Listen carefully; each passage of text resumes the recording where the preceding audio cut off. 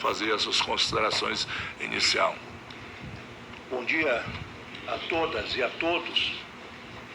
Quero dizer que é uma grande honra para mim poder comparecer diante da Comissão de Segurança, composta por seletíssimos e eminentes senadores que tanto têm trabalhado em prol desse tema e, enfim, em prol da segurança dos cidadãos e das cidadãs brasileiras. Eu quero dizer que o retorno a essa casa, o eminente presidente da Comissão de Segurança Pública, senador Sérgio Petecão, é para mim um redobrado prestígio. Eu tive a satisfação, não digo pessoal, mas institucional, de presidir esta casa num momento muito turbulento da história brasileira, durante o impeachment da presidente Dilma Rousseff. Independentemente do mérito, do desfecho desse procedimento político, jurídico, na Casa Alta do Congresso Nacional, eu quero dizer que, na minha opinião, na opinião da grande maioria dos brasileiros, a Câmara Alta, o Senado Federal, se ouve com uma intensa, enorme responsabilidade institucional. Era um momento delicado, repito, da história do Brasil, em que o povo estava nas ruas das grandes capitais, os próprios quartéis estavam agitados, e o Senado teve a responsabilidade de levar a cabo esse procedimento no tempo regimentalmente fixado. E lembro que foi um momento extremamente complexo, senador Petecão, porque nós estamos levando a cabo esse procedimento considerada uma lei ultrapassada, a lei do impeachment de 1950, que não determinava com muita clareza o rito a ser seguido. Então nós tínhamos vários diplomas normativos que devíamos obedecer, como por exemplo o Senado, o regimento interno do Senado, subsidiariamente o regimento interno da Câmara, a lei, obviamente, de 1950, a lei 1079, tínhamos que levar em conta também o Código de Processo Penal no que diz respeito ao procedimento do júri.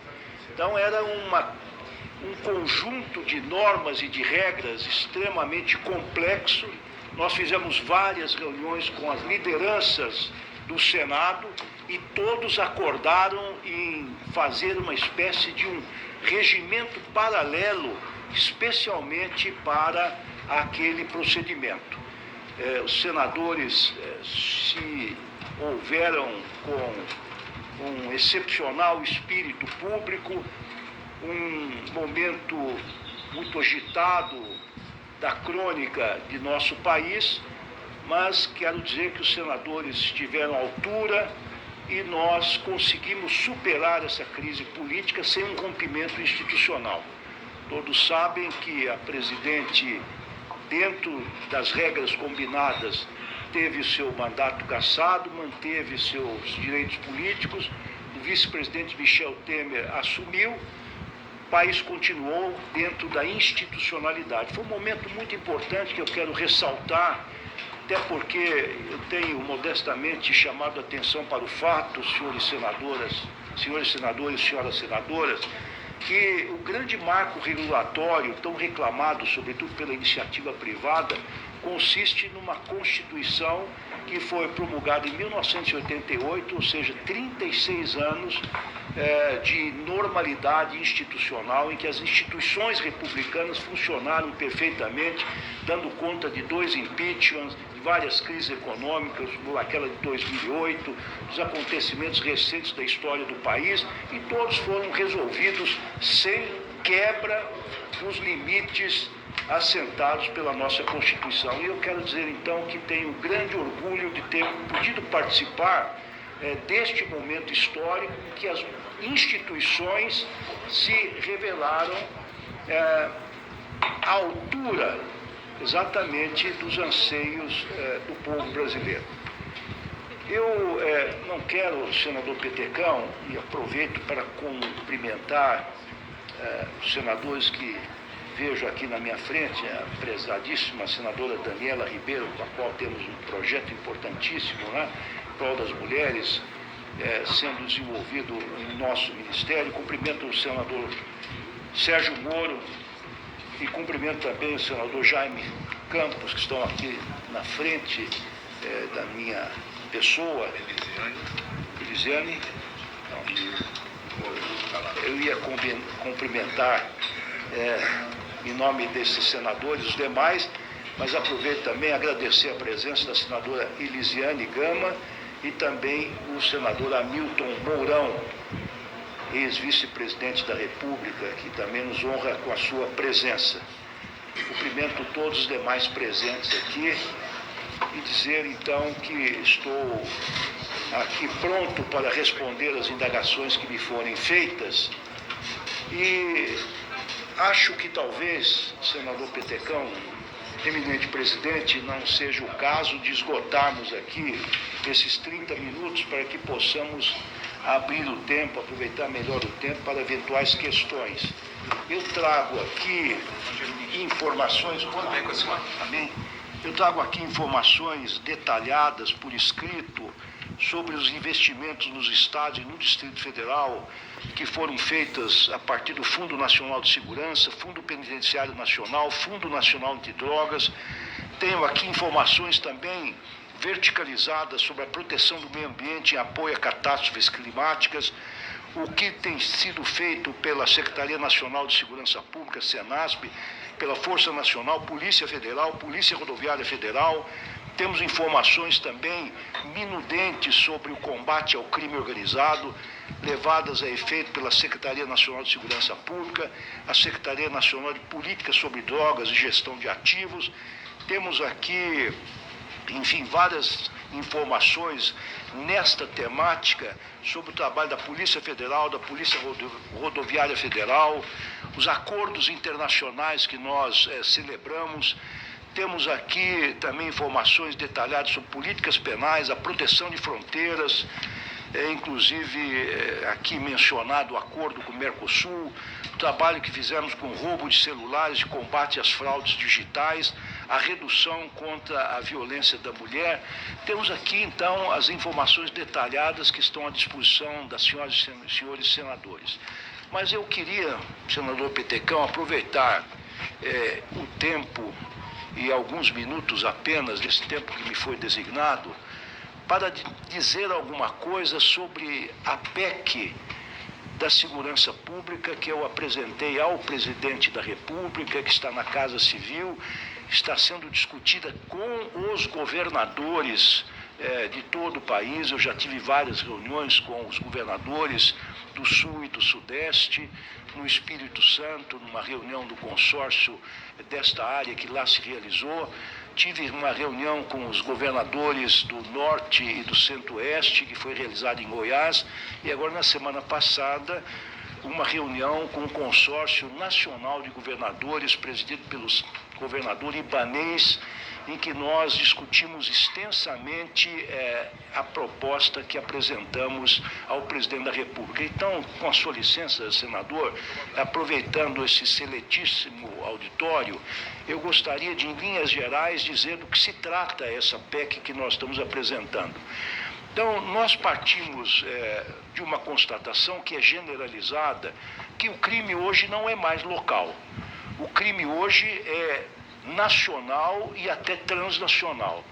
E essa é uma constatação, sobretudo nesse aspecto que o crime é transnacional, com as relações que travamos com as autoridades de outros países, com os ministérios da Justiça de outros países, do interior, a segurança pública, todos, inclusive a União Europeia, cuja ministra do Interior recentemente nos visitou, mostra preocupação com o crime organizado. Então, para dizer às senhoras e aos senhores, senador Bolsonaro, bom dia, bem-vindo aqui, obrigado pelo prestígio da sua presença.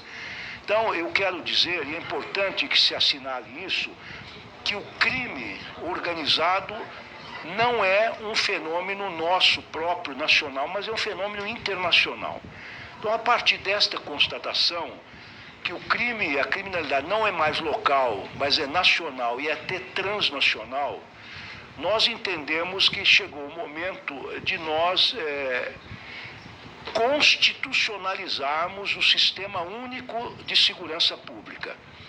O Sistema Único de Segurança Pública é um sistema que foi criado pelo presidente Michel Temer e também idealizado pelo então ministro da Segurança Pública, Raul Jungmann, com o qual me encontrei ontem num evento social, e que está exteriorizado num projeto de lei ordinária desde 2018. Desde lá até os tempos de hoje, não houve nenhuma contestação com relação a esse Sistema Único de Segurança Pública.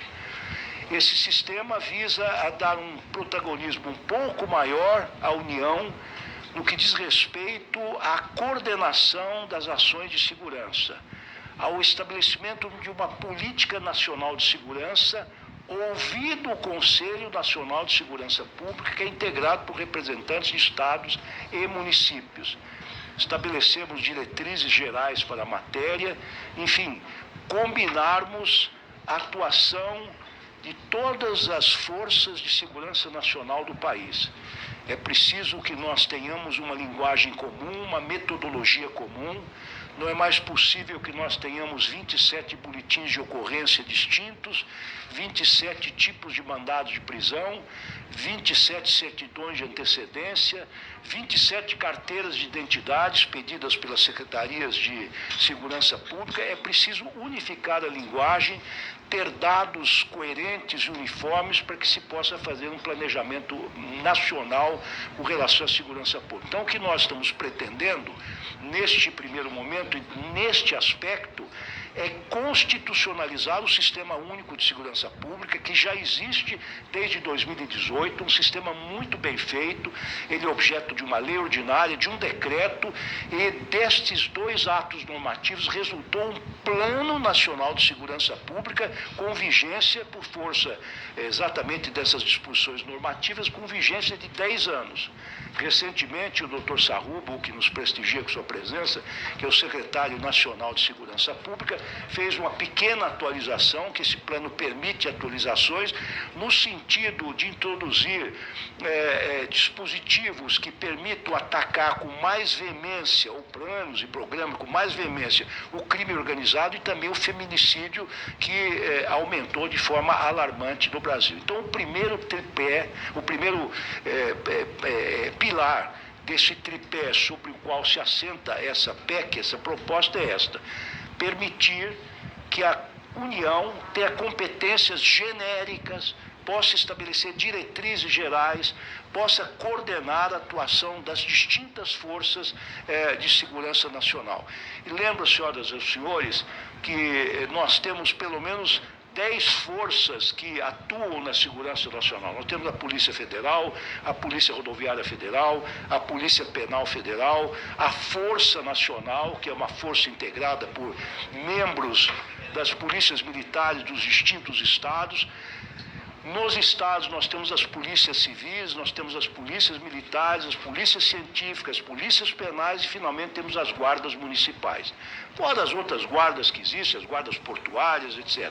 Então nós estamos, em primeiro lugar, o primeiro tripé desta PEC é fazer com que esse sistema único de segurança pública, que está numa posição horizontal, por quanto se trata de uma lei ordinária, e insisto, me permitam insistir nesse aspecto, jamais foi contestada, sobretudo esse poder que essa lei deu à União no artigo 3º de estabelecer uma política nacional de segurança pública, nada foi contestado, sobretudo no Supremo Tribunal Federal.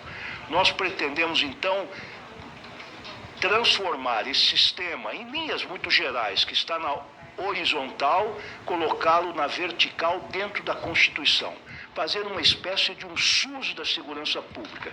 O SUS é um sistema que é paradigmático, exemplar no mundo todo. Quando se fala em SUS, nós falamos em um sistema de excelência que nos permitiu combater a Covid com o êxito possível naquela época, não é? Graças a esta capilaridade que tem esse sistema. Também o nosso sistema educacional está constitucionalizado. Todos os dois sistemas funcionam com verbas próprias, verbas que não podem ser contingenciadas. Então, o que nós pretendemos também nesse aspecto é fazer isto, colocar esse SUSP na Constituição e dotá-lo de recursos próprios, assim como acontece na educação e acontece no Sistema Único de Saúde. Portanto, um sistema dotado de verbas próprias, fundos próprios. O fundo hoje de segurança pública e o fundo penitenciário seriam constitucionalizados para que estas verbas pudessem e possam, se esse projeto ter êxito, irrigar as forças de segurança dos 3 níveis político-administrativos da federação. Portanto, esse é o segundo pilar do projeto que estamos apresentando à Presidência da República. O primeiro é a constitucionalização do SUSP, permitindo que a União tenha este poder de coordenar, de estabelecer diretrizes gerais, sem, e isso é importante que se diga, sem nenhuma ingerência na governança das polícias locais, seja da Polícia Civil, seja da Polícia Militar, seja das Guardas Nacionais. Esta é uma garantia que temos dado aos governadores, até porque a PEC, os senhores verão, se ela oportunamente aportar aqui no Congresso Nacional, não mexe uma vírgula na competência das polícias civis, da competência das polícias militares, no comando que os governadores têm sobre estas forças, e também não tem nenhuma ingerência no que toca à direção das guardas municipais por parte dos prefeitos locais. Portanto, nós só estamos tratando das competências federais, a semelhança do que ocorre, por exemplo, na Lei de Diretrizes e Bases da Educação. Nós entendemos que é preciso haver uma orientação geral, uma coordenação dessas forças, como nós já estamos trabalhando, por exemplo, nos carteira única de identificação, a carteira nacional de identificação. Teremos uma única carteira, isto é um instrumento importante para o combate ao crime organizado. Então, disse às senhoras e aos senhores que estes são os 2 pilares. Primeiro, uma coordenação por parte da União, claro que a coordenação em termos genéricos. Segundo lugar, fundos próprios não contingenciáveis para irrigar o sistema de segurança pública permanentemente. E o terceiro aspecto que me parece importante, nós estamos dilargando um pouco, ampliando um pouco as atribuições da Polícia Rodoviária Federal, que por força da Constituição está confinada às estradas da União, mas de fato já está atuando como uma espécie de uma polícia ostensiva, em auxílio às forças de segurança dos estados. Ela está atuando em todo o Brasil, está no norte do país, controlando o tráfico de drogas, está combatendo os incêndios, está nas terras indígenas, está ajudando o Rio Grande do Sul, como ajudou de fato na época das enchentes, está nas comunidades do Rio de Janeiro e já está extrapolando o âmbito constitucional propriamente dito, até por força de uma portaria em boa hora editada pelo então ministro da Justiça e Segurança Pública, Sérgio Moro, que permitiu que a Polícia Federal pudesse, em situações tópicas e emergenciais, exercer esse papel importante, até porque ela conta com 13.000 agentes, bem treinados, bem equipados em termos de viatura, em termos de aeronaves, em termos de helicópteros, em termos de armamento. Então a nossa proposta é, em primeiro lugar, que ampliemos as atribuições, as competências da Polícia Rodoviária Federal, transformando-a numa polícia ostensiva federal. e, sobretudo, para que ela possa exercer com bastante intensidade a sua vocação viária. Ela deixaria de ser exclusivamente rodoviária, mas passaria também a policiar, patrulhar as hidrovias e as ferrovias. Lembrando às senhoras e os senhores que existe uma previsão constitucional de uma criação de uma polícia ferroviária que jamais saiu do papel, portanto há uma omissão constitucional, mas ao invés de criarmos uma nova força, vamos aproveitar uma força já existente, quem sabe no futuro, mas não no momento, ampliando um pouco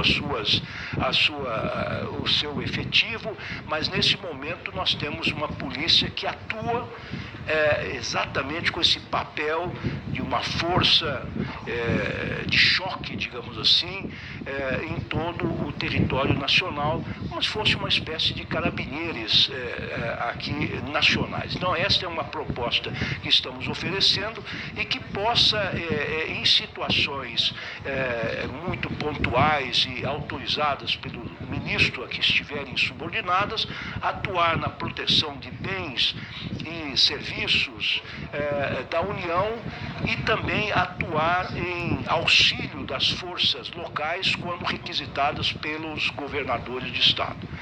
Com relação à Polícia Federal, nós estamos também explicitando aquilo que ela já faz. Estamos dizendo que ela atuará para além daquelas competências tradicionais que ela tem, ela atuará na investigação de crimes no que toca às matas, florestas e reservas ambientais brasileiras.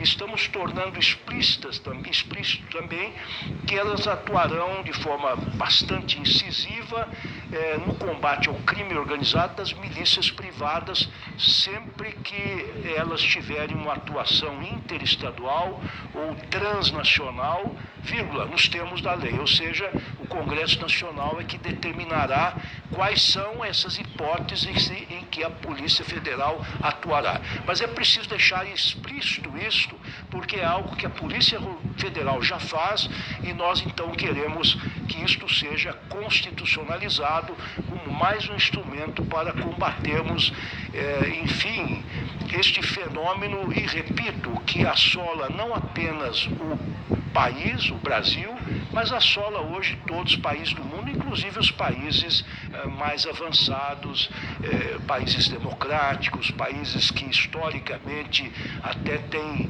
desenvolvido suas forças de segurança de forma mais eficaz. Tivemos na Itália recentemente, conversando com o procurador antimáfia, tivemos conversando na Itália também com o ministro do Interior, o ministro da Justiça, com o chefe da polícia, e lá eles têm uma preocupação muito grande também com o crime organizado, que aliás é histórico lá. A máfia, na verdade, serviu de grande modelo para as distintas facções criminosas que existem no mundo. Então são estas as observações que eu entendi por bem fazer relativamente à PEC, que nós pretendemos trazer ao Congresso Nacional. Oportunamente, senador Petecão, se eu for convocado ou convidado, eu terei o máximo prazer de discutir isso com as lideranças da Casa Alta e também da Câmara dos Deputados, porque é algo que é de interesse nacional. Eu sei que as senhoras e os senhores estão preocupados também num aperfeiçoamento da legislação penal e processual penal. Há muitos projetos de lei que foram sugeridos por governadores, por senadores, por deputados, que são meritórios, sim, são meritórios. Eu digo, por exemplo, a questão do aprimoramento das audiências de custódia. Eu tive a honra, a satisfação de instalar as audiências de custódia no Brasil, no momento que tínhamos 850 mil presos em todo o país, 40% deles eram presos provisórios, durante meses e anos não se defrontaram com o juiz, e nós instalamos essas audiências de custódia. Entendemos hoje que devem ser aperfeiçoadas para que não sejam libertadas. Senador Jacques Wagner, bom dia, nos honra também com a presença, para que não sejam libertados criminosos reincidentes, ou aqueles que têm mandado de prisão contra eles, ou enfim, que cometeram crimes graves, que representam perigo para a sociedade, mas são dados que muitas vezes os juízes não têm. Eu fiz as primeiras audiências de custódia em todos os estados. O executivo é que precisa fornecer os antecedentes daqueles que são flagranciados e estão detidos no primeiro momento, se apresentam. Mas esse é um exemplo de uma medida que partiu até do senador Flávio Dino, no momento em que ele passou pela casa, ainda que de forma muito rápida, depois foi nomeado para o Supremo Tribunal Federal. Eu acho que uma medida como essa e outros que estão sendo propostas pelo Congresso Nacional podem receber guarida, o beneplácito, podem contar com a simpatia do Ministério da Justiça e, diria, do governo como um todo.